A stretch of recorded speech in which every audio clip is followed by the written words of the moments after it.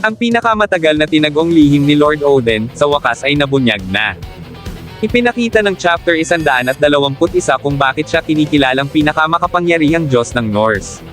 Isang sinaunang himno ang minsang naglipol sa buong hukbo ng mga Jotun at ngayon, ito rin ang ginagamit niya laban kay Sakete Kintopi. Ngunit habang iniisip ng lahat na wala ng pag-asang manalo ang sangkatauhan, isang tanong ang bumabagabag sa lahat. May paraan pa ba upang malabanan ang awit ng Supreme God, o magsisimula na ang tunay na bangungot ng Ragnarok? Ito ang tatalakayin ko ngayon, kaya kung handa ka na, Teren at simulan na natin. What's up mga Koops, Manga Moto nagbabalik. Record of Ragnarok Kabanata 121. The Supreme God's Secret Technique. Sa pagpapatuloy ng kabanata, tanging ihip ng hangin ang maririnig sa buong arena. Walang sino man ang nagsasalita. Lahat ay nakatitig lamang sa gitna ng laban habang unti-unting bumabalot ang matinding tensyon. Hindi makapaniwala ang mga manunood sa kanilang nasasaksihan. Walang tigil ang pag-agos ng dugo mula sa napilipit na kanang braso ni Kintopi. Dahil sa tindi ng pinsala, napilitan siyang umatras habang pilit inuunawa kung paano nangyari ang lahat sa loob lamang ng isang iglap. Maging si Minamoto no Yorimitsu ay natulala.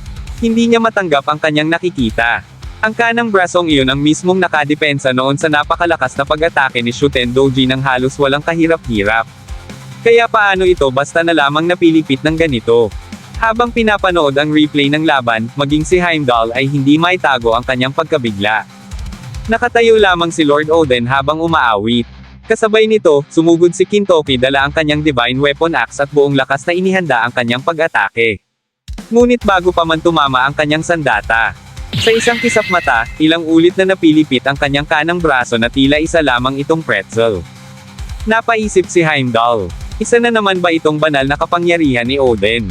O may mas malalim pang lihim ang kataas-taasang Diyos ng Norse? Ano nga ba talaga ang tunay na teknik na kanyang pinakawalan? Hindi lamang siya ang naguguluhan.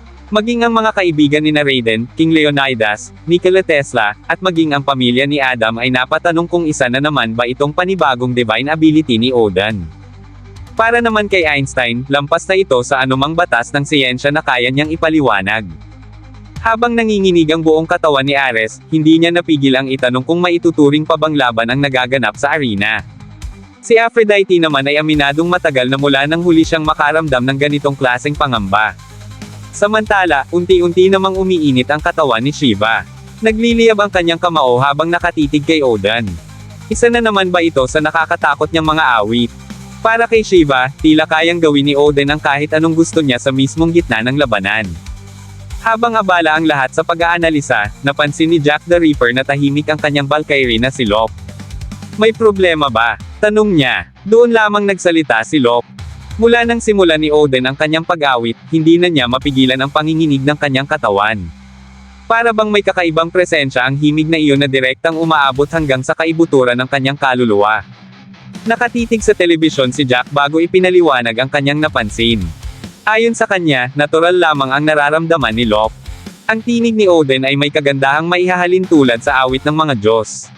Ngunit kasabay ng kagandahang iyon ay may nakatagong kasuklam-suklam na bangungot, isang himig na kasindilim at kasindek-sindek ng mga sigaw mula sa mismong impyerno. Samantala, sa silid ni Brunhilde, bigla siyang namutla. Sa wakas ay naunawaan na niya ang tunay na kapangyarihan ng kataas-taasang Diyos ng mga Norse. Mapangasar namang ngumiti si Hugin. May problema ba Brunhilde? O tuluyan ka nang nawala ng masasabi? Sinabayan naman siya ni Munin. Siyempre natakot na ang Valkyrie. Pagkatapos ay ibinunyag ng dalawa ang isang nakakagulat na katotohanan. Ang teknik na ginamit ng Lord Odin nila, ang Harpaluder, ay isang makapangyarihang teknik. Sa katunayan, minsan pa lamang nila itong nasaksihan sa buong buhay nila. Ito ang pinakalihim sa lahat ng teknik ng kanilang Panginoon. At dito na tayo dadalhin ng kwento sa nakaraan. Noong panahong wala pang kinikilalang kataas-taasang Diyos ang mga Norse, nagtungo ang mga Diyos sa lupain ng Jotunheimer, ang tahanan ng mga Giganti. Isang mundong puno ng kalupitan at walang katapusang karahasan. Dahil dito, nagpasya ang mga Norse gods na lusubin ang Jotunheimer upang wakasan ang banta ng mga Giganti. Ngunit pagdating nila roon, mabilis nilang napagtanto ang kanilang pagkakamali. Sobrang lakas ng mga giants. Isa-isang bumagsak ang mga Diyos hanggang sa tuluyan silang maitulak sa bingit ng pagkalipol. Habang nagtatago ang mga natitirang Norse gods, mahigpit nilang pinaalalahanan ang isa't isa na huwag lumabas sa kanilang pinagtataguan. Kapag nakita sila ng mga giants, tiyak na katapusan na nila iyon. Isa sa kanila ang hindi makapaniwalang nagsalita. Ganito ba talaga kalalakas ang mga higanti? Napasubo tayo sa laban na ito. Si Persetti naman ay halos mawalan na ng pag-asa. Bakit natin ginawa ito? Hindi na sana tayo sumalakay sa Jotunheimer. Para lang tayong mga biktimang walang tigil na hinahabol. Wala tayong kahit katiting na pag-asang manalo. Ayon sa narrator, sa sandaling iyon, nilamon ng lubos na desperasyon ang lahat ng natitirang Norse gods. Ngunit ilang saglit pa ang lumipas. May isang napakagandang himig ang biglang umalangaw-ngaw sa buong Jotunheimer.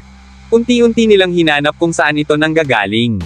At doon nagsimula ang isang himalang hindi nila kailanman malilimutan. Isa-isang pumuputok ang ulo ng mga giants nang walang kahit anong bumahawak sa kanila. Nanlaki ang mga mata ni Persetti. Habang sinusundan nila ang pinanggagalingan ng mahiwagang awit, isang nakakagimbal na tanawin ang bumungad sa kanilang harapan. Ang bawat himig na lumalabas ay tila kamatayan mismo. Isa-isang naglalaho ang mga giants. Hindi nagtagal, ang mga natitirang higanti ay nagsimula ng magpatayan sa isa't isa, na para bang nawalan sila ng kontrol sa kanilang sariling mga katawan. Ngunit may isang giant na nagawang makalusot. Buong bilis itong sumugod patungo sa misteryosong pinagmumulan ng awit, handang patayin ang umaawit. Subalit bago pa man ito makalapit, biglang lumitaw ang mga sinaunang letra na kumapit sa buong katawan nito. Sa isang iglap, lumubog paloob ang kanang bahagi ng dibdib ng higanti, na tila pinilipit mula sa loob. Kasunod noon, tuluyan ang bumagsak at sumabog ang kanyang katawan. Halos mapaluha si Persetti sa kanyang nasasaksihan. Hindi niya maunawaan kung ano ba talaga ang nangyayari. Sa harap mismo ng kanyang mga mata, isang napakalaking giant ang basta na lamang napatay nang hindi man lang ito hinawakan. Ngunit para sa lalaking gumawa nito, wala itong espesyal. Ayon sa kanya, napakasimple lamang ng kanyang ginawa. Ang lahat ng nilalang ay dapat sumunod sa kanyang kagustuhan. At ang sino mang tatanggi ay haantong sa kaparehong kapalaran ng mga giants. At dito nga unang ipinakita ang tunay na katauhan ng misteryosong lalaki. Si Odin. Sa bawat pag-awit niya, walang ni isang giant ang nakaligtas. Isa-isang nagkapira-piraso ang kanilang mga katawan sa isang karumal-dumal na paraan, habang ang iba naman ay mistulang dinurog mula sa loob. Natulala sina Persetti at ang iba pang natitirang Norse gods. Samantala, maging ang dalawang batang uwak na sina Hugin at Munin ay kitang-kitang nanginginig sa takot habang pinagmamasdan ang kapangyarihan ni Odin. Matapos ang pagpatay sa mga giants, kalmado lamang silang tinanong ni Odin. Itutuloy pa ba natin ang pagsakop o mag-aaksaya pa kayo ng oras sa walang saysay na pagtatago? Napailing na lamang si Persetti. Hindi pa rin siya makapaniwalang sa loob lamang ng ilang sandali ay nagawa ni Odin na iligtas silang lahat mula sa tiyak na kamatayan. Pagkatapos ay malamig na sinabi ni Odin, "Kung ayaw ninyong mamatay sa lugar na ito, sumunod kayo sa akin." Muling nagbago ang tagpo. Ayon sa narrator, matapos iligtas ang mga sugatang Diyos, pinangunahan sila ni Odin palabas ng Jotunheimer at ligtas silang naibalik sa kani-kanilang tahanan. At mula sa araw na iyon, ang pangalang Odin ang kinilalang simbolo ng kataas-taasang Diyos ng mga Norse. Ang napakalaking agwat sa pagitan ng napakagandang himig ng kanyang awit at ng kakilakilabot nitong kapangyarihan ang nagsilang sa isang bagong alamat. Ayon pa sa narrator, maging sa Prose Edda, partikular sa Havamal, binabanggit na ang napakagandang awit ni Odin ay kayang tunawin maging ang puso ng mga dalagang Jotun. Sa madaling salita, kayang akitin ng kanyang tinig maging ang pinakamalalakas at magagandang nilalang. Pagbalik sa kasalukuyan, namangha si Zeus sa isiniwalat ni Hugin at Munin. Narinig na rin daw niya noon ang alamat tungkol sa malawakang paglipol sa mga Jotun. Ngunit ang malaman na ang lahat ng iyon ay naisagawa lamang ni Odin gamit ang isang sinaunang himno ay tunay na kamangha-mangha. Hindi naman nagpahuli si Munin. Ayon sa kanya, wala nang halaga kung sino pa ang kaharap ng kanilang Panginoon sa arena. Sa oras na marinig ng kalaban ang awit ng kanilang Lord Odin, tiyak na nakatakda na ang kanyang katapusan. Dagdag pa ni Hugin, lalo na kung iisang tao lamang ang target ng himno. Wala na itong anumang pag-asang makaligtas. Binigyang diin pa niya na ang mismong paglaban kay Lord Odin ay isa ng kasalanang hindi mapapatawad. Kaya para sa kanila, tiyak ng katapusan ng mandirigma ng sangkatauhan. Tahimik na nag-isip si Brunhilde habang pinoproseso ang bawat salitang narinig niya. Napansin iyon ni Munin at mapanuksong nagsalita. Iniisip mo siguro ngayon kung paano tatakpan ang tenga ng mandirigma mo para hindi marinig ang awit ng aming Panginoon, hindi ba? Bahagyang nagulat si Brunhilde. Ngunit agad siyang nilait ng dalawang uwak. Iyan ang dahilan kung bakit wala kang alam sa tunay na kapangyarihan ni Lord Odin. Isa ka lang kasing demigod. Ipinaliwanag nila na walang silbi ang pagtatakip ng tainga. Ang awit ng kanilang Lord Odin ay hindi lamang pumapasok sa pandinig. Direkta itong tumatago sa buong katawan ng kanyang kalaban. Habang umaalingaw-ngaw ang kanyang tinig, ang bawat salita ay mistulang inuukit mismo sa mga selula ng biktima. At kapag tuluyan ng naitanim ang mga salitang iyon sa katawan, wala nang pagpipilian ang sinumang nakarinig. Sa gusto man nila o sa hindi, mapipilitin silang sundin ang bawat utos ni Lord Odin.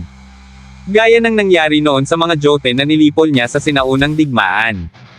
Nanlaki ang mga mata ni Brunhilde habang unti-unting tumutulo ang malamig na pawis sa kanyang mukha. Sa wakas ay naunawaan niya ang tunay na panganib. Walang duda, malaki na ang kapahamakang kinakaharap ngayon ni Sakete Kintoki. Nagpatuloy si Moon-in. Ang utos ng kanilang Panginoon ay may kakayahang pumatay sa isang iglap. Ang kailangan lamang ay manatiling nakababad ang kalaban sa kanyang awit sa loob ng sapat na panahon. At kahit patakpan nito ang sariling mga tainga, wala na itong magiging silbi. Kapag nagsimula ng umalangaw-ngaw ang himno ng kanilang Lord Odin, diretso itong tumatago sa pinakaloob ng katawan. At sa sandaling iyon, ang mandirigma ng sangkatauhan ay isa na lamang magiging nilalang na susunod sa bawat utos ng kanilang Panginoon. At mga kops, may matibay na ebidensya tayo sa paliwanag ni Nahagin at Moon-in. Nang utusan ni Odin ang kanang braso ni Kintoki na sumunod sa kanyang kagustuhan, kusa itong napilipit ng walang anumang pagtutol. Dahil dito, buong pagmamalaking sinabi ni Nahagin at Moon-in na ang kapangyarihan ng kanilang Panginoon ay isang tunay na hindi matatalong kakayahan. Kaya para sa kanila, walang saysay ang tinatawag ni Brunhilde na anti-Odin fighter. Sa kanilang paningin, tapos na ang laban. Natahimik na lamang si Brunhilde habang malakas na nagtatawanan ang dalawang uwak sa kanyang likuran. Kasabay nito, seryosong nagsalita si Zeus. Sa kondisyon ng kanang braso ni Sakete Kintoki, wala na raw itong magagawa pa sa laban. Sigurado siya sa kanyang sinabi. Ngunit kahit halos mawalan na ng pag-asa ang lahat, hindi pa rin sumusuko si Brunhilde. Buo pa rin ang kanyang tiwala na si Sakete Kintoki ang mandirigmang nakatakdang magpabagsak kay Odin. At sa huling panel ng kabanata, habang nakaharap si Kintoki sa pinakamakapangyarihang Diyos ng mga Norse, iisang bagay ang malinaw na makikita. Hindi pa rin nawawala ang liwanag ng pag-asa sa kanyang mga mata. At dito na nagtapos, alam kong bitin ka sa kwentuhan natin, kaya sorry na agad. Shoutout po muna kina